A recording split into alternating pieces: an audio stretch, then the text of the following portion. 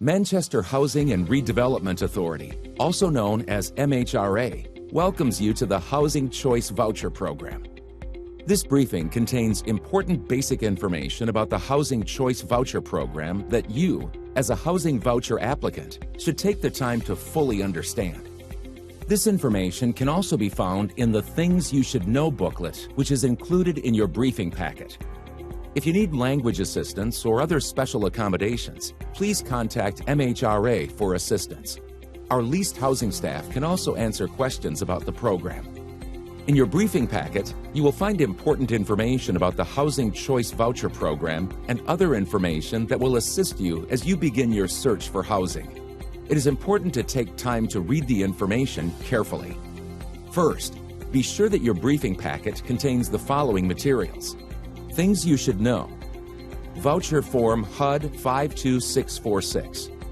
Request for Tenancy Approval Form HUD 52517. Maximum Allotment Form with Current Payment Standard. Utility Allowances. MHRA Jurisdiction Map. Expanding Housing Opportunities with Map of Areas of Low Income. How Portability Works. Apartment Search Log. New Hampshire Housing Authority agencies. Contact information for area schools, food pantries, other agencies that can provide assistance in our area, and a list of landlords participating in the voucher program. A good place to live. Protect your family from lead in your home. Fair housing and housing equal opportunity for all, and discrimination complaint form HUD 903. Tenancy Addendum Form HUD 52641A, Housing Assistant Payment Contract Form HUD 52641, Housing Choice Voucher Program Homeownership Option, Family Self-Sufficiency FSS Program, EIV and U, Housing Choice Voucher Program Telephone Listing, Computer Matching for National Sex Offender Registry and Income Data. Is fraud worth it? Form HUD 1141. There are also some additional reference materials provided in your packet. They include Important Notice to All Housing Choice Voucher Participants, 30-day notice, Concerns about Fraud, Disclosure of Information on Lead-Based Paint and Lead-Based Hazards, Notice of Occupancy Rights under the Violence Against Women Act, and Lease Addendum, Form HUD 91067. Informal hearing procedures for participants and applicants. The common name for the Housing Choice Voucher Program is Section 8. This program is funded by the U.S. Department of Housing and Urban Development, which is commonly known as HUD.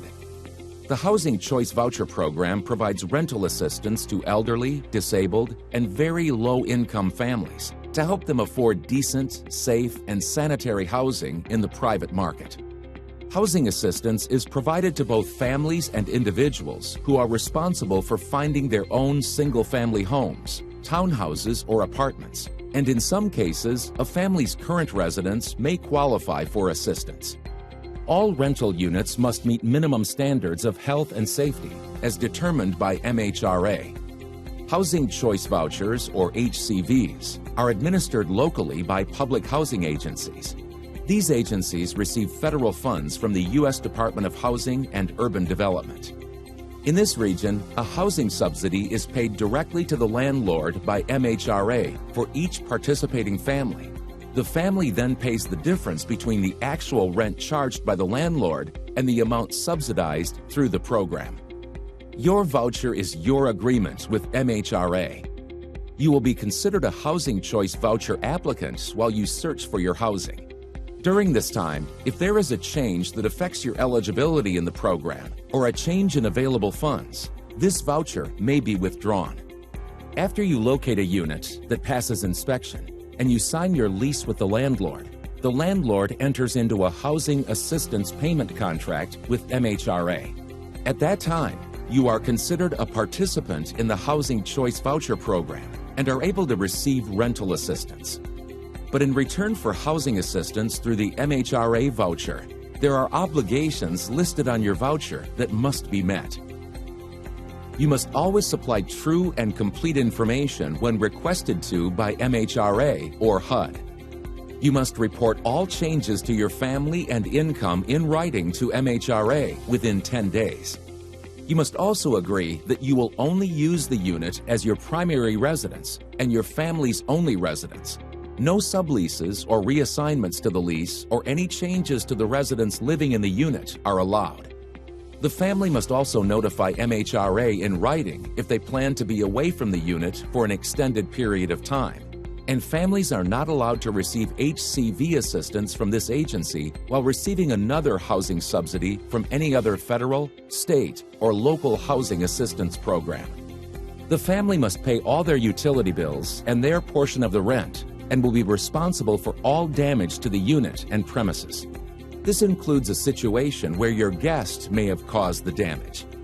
The family must not commit any serious or repeated violations of the lease, and proper written notice must be given to MHRA and your landlord before vacating a unit as stated in your lease. And the family must also agree to provide MHRA a copy of any eviction notices received and must have written approval from MHRA before adding any other family members to their household. A family may not have any individual visit for more than 14 days in a calendar year, and you cannot let others use your address for their mail because this may establish your house as their residence. The family cannot receive assistance for units that are owned by other family members, such as a parent, child, grandparent, grandchild, or sibling of any family member. But if a family member has disabilities, then a reasonable accommodation can be requested. Families must not engage in drug-related criminal activity, violent criminal activity, fraud, bribery, and other corrupt acts while connected to any housing program. For more details, please read all of the family obligations in sections 4B, C, and D of the voucher. MHRA has a set of subsidy standards which make sure that each family participating in the Housing Choice Voucher Program receives assistance for an apartment that is appropriately sized for the number of persons in their household. The subsidy standards establishes the number of bedrooms and the amount of financial assistance appropriate for each family. The following chart shows the number of bedrooms normally assigned based on household size. A living area may be used as a sleeping area. A reasonable accommodation can be made for those with disabilities that request them and can be approved for certain accommodations. It is the goal of MHRA and HUD to assist low-income families using the Housing Choice Voucher to move out of areas of high poverty located in the Manchester area. This map here indicates where high poverty areas exist. While searching for a suitable unit, you also may want to think about other amenities that the unit has to offer, such as, is there public transportation nearby that is easy to access? If you have children, are there schools and daycare providers nearby?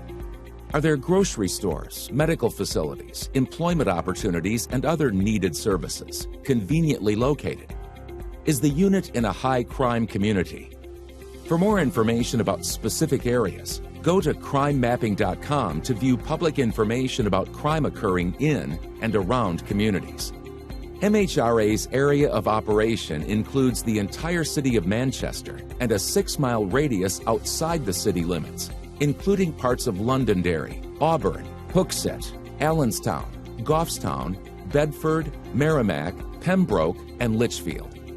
Not all these areas are covered in full, so be sure that the property you choose is within an area that we cover. Please provide our staff with an address so we can determine if we can assist you with that unit.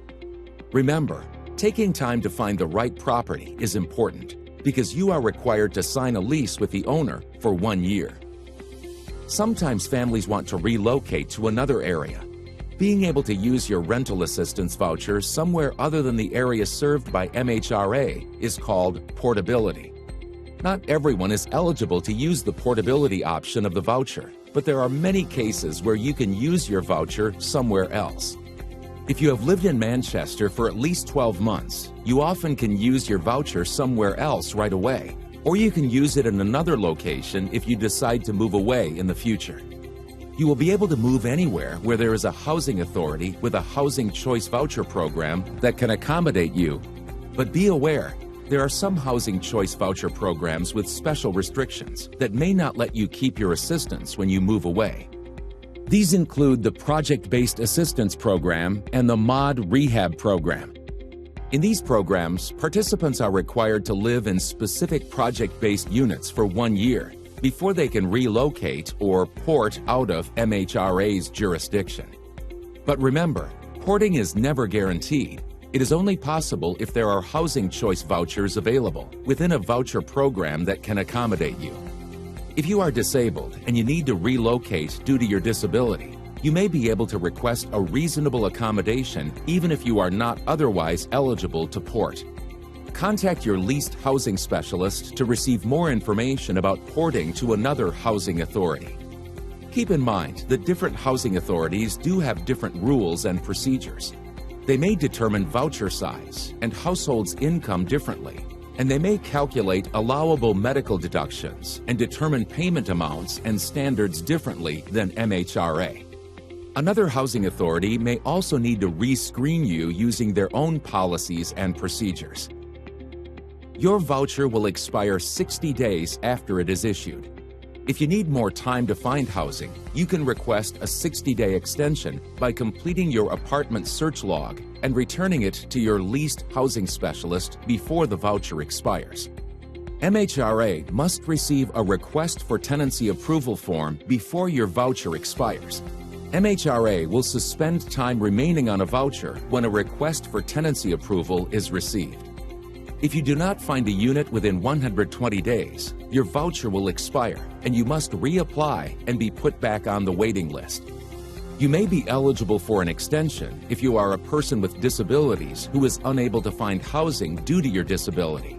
Contact your leased housing specialist if you need to extend your voucher because of a disability. For your convenience, a list of landlords who participate in the voucher program is included in your briefing packet.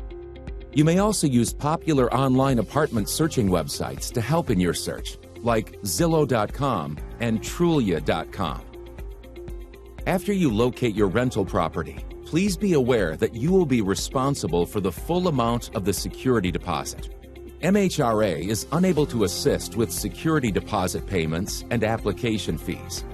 If you need further assistance, contact the local 211 call center to obtain information about other agencies that may be able to help financially.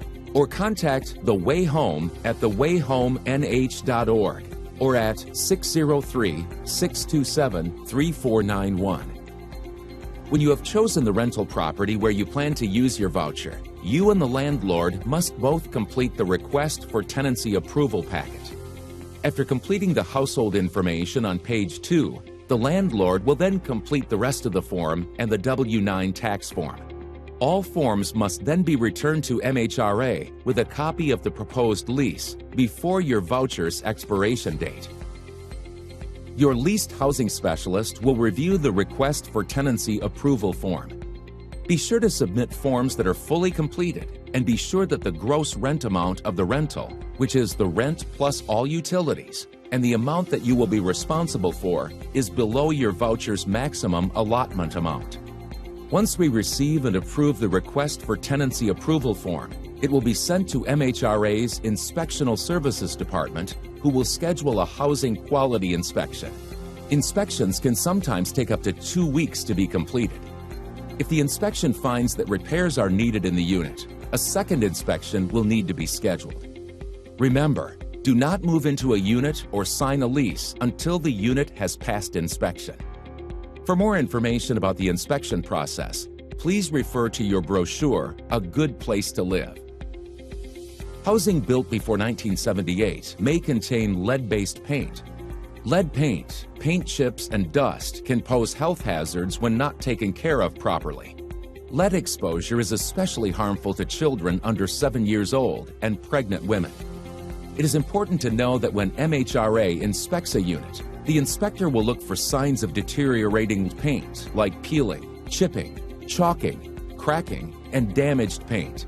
But MHRA inspectors do not test for lead paint, nor are they trained or certified as lead paint testing professionals.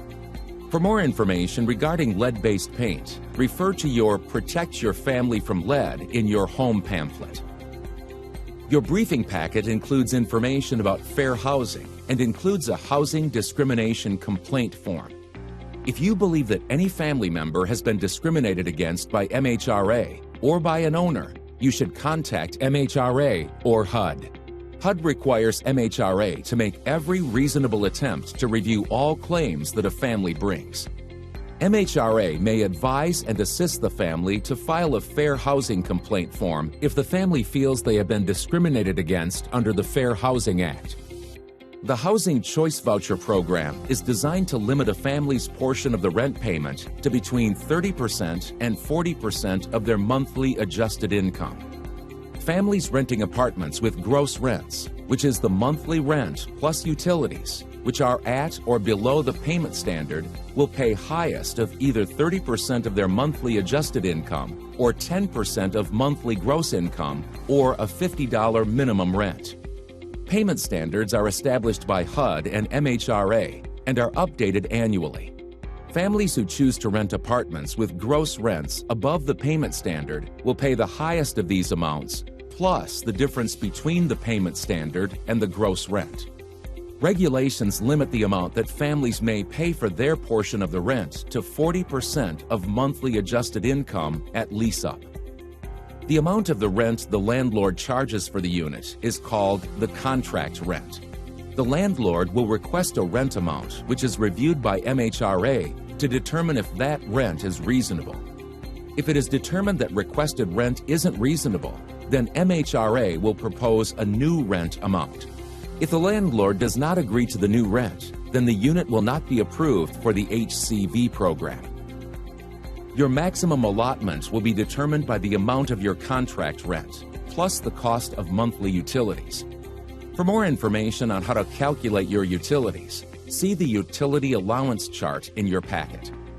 In the case where you are responsible for paying for natural gas for hot water or cooking, but not responsible for paying for natural gas for heating, then a non-heating gas service charge must also be included in your utility allowance. Let's look at some examples that you can use as a guide as you begin your search for your housing.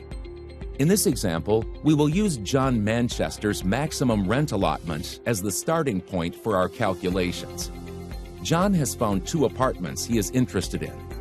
The monthly rent for the first apartment is $1,100, which does not include utilities.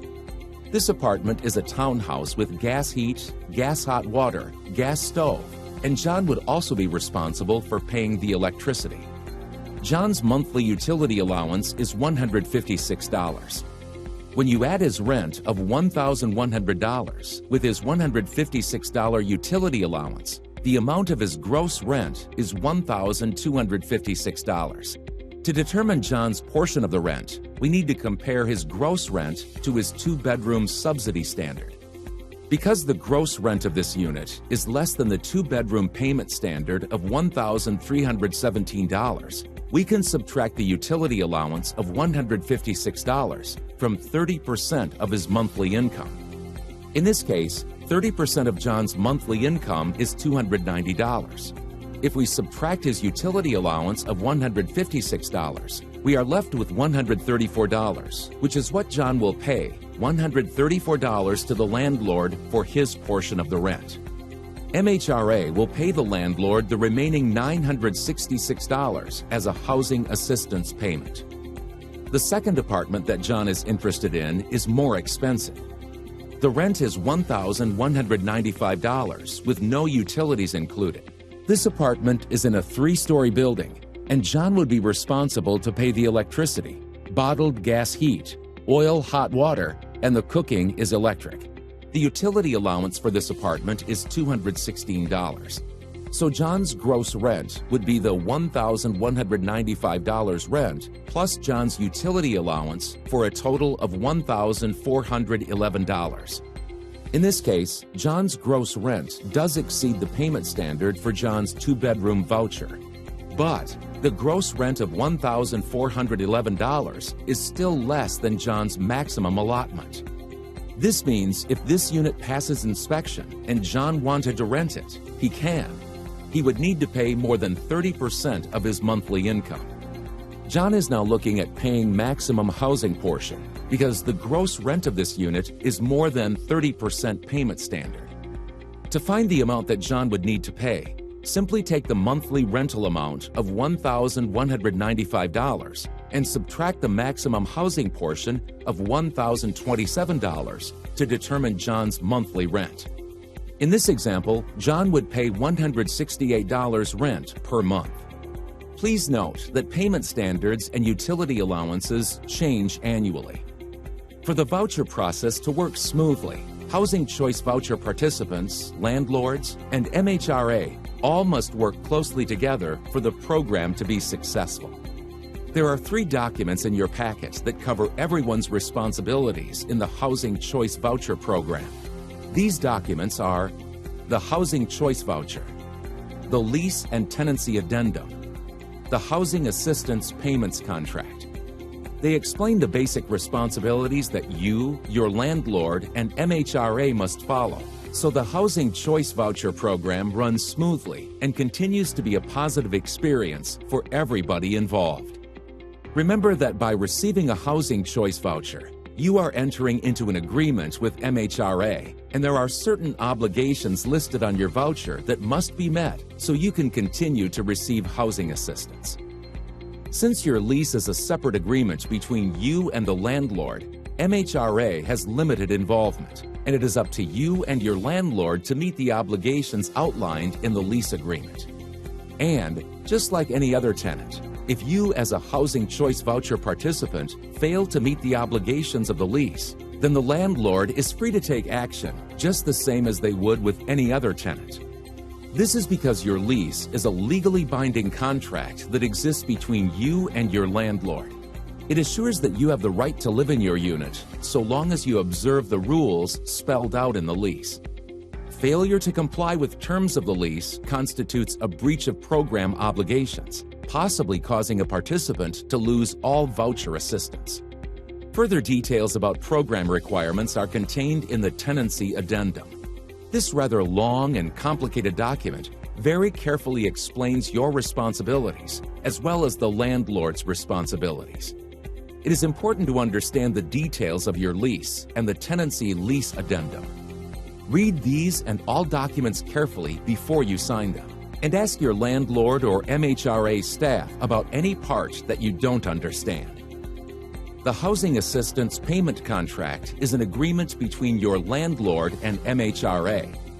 As participants in the voucher program, landlords have the responsibility to screen and select tenants, make lease agreements and enforce lease obligations with tenants, and they must comply with all fair housing laws, and the unit must meet the housing quality standards. Landlords are also expected to maintain the unit in accordance with housing quality standards, pay for utility services as stated in the lease, and collect the family's portion of monthly rent, and they are also allowed to charge tenants for damage to units.